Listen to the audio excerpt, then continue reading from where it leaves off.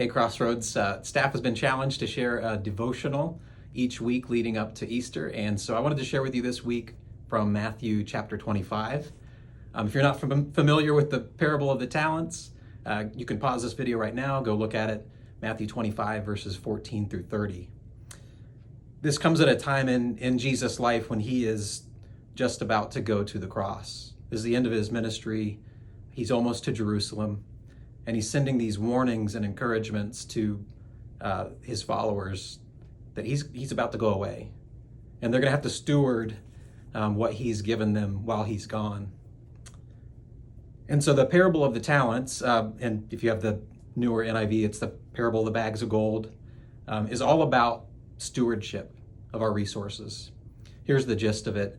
A rich ruler goes away and passes off his financial resources to three people, according to their abilities, is what it says. So one guy gets $5,000, another $2,000, another $1,000. The ruler goes away for a while, he comes back, and he checks on them, and he says, so how did it go while I was gone?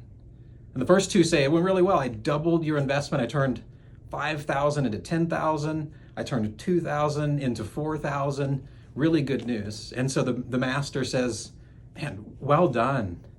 Well done. Like, you are good, you are faithful. I'm going to put you in charge of even more. And he goes to the third servant. He says, how about you? And the third servant says, I was afraid. I know you. And so I didn't lose anything. I buried it in the ground. And so here's your $1,000 back. And the master is furious. He says, you lazy, wicked servant. You lazy, wicked servant. And he takes what the $1,000 that was given to the third servant and passes it off to the others, tells them about the coming punishment for his fear. In the church today, Jesus has gone away, and we're waiting for him to come back. And we've been entrusted with the gospel. We've been entrusted with resources, time, talent, treasures. We've been entrusted with gifts and talents and personalities that are unique and opportunities that are unique.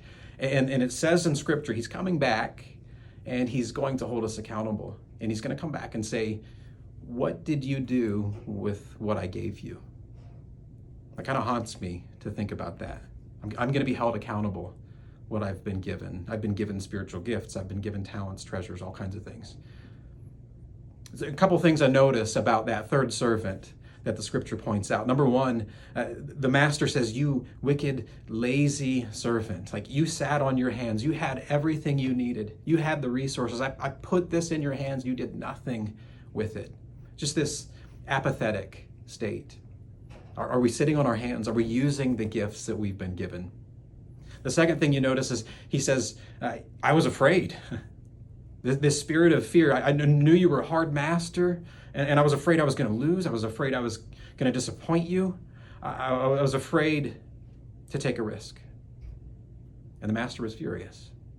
We are called to a life of faith, a life of risk.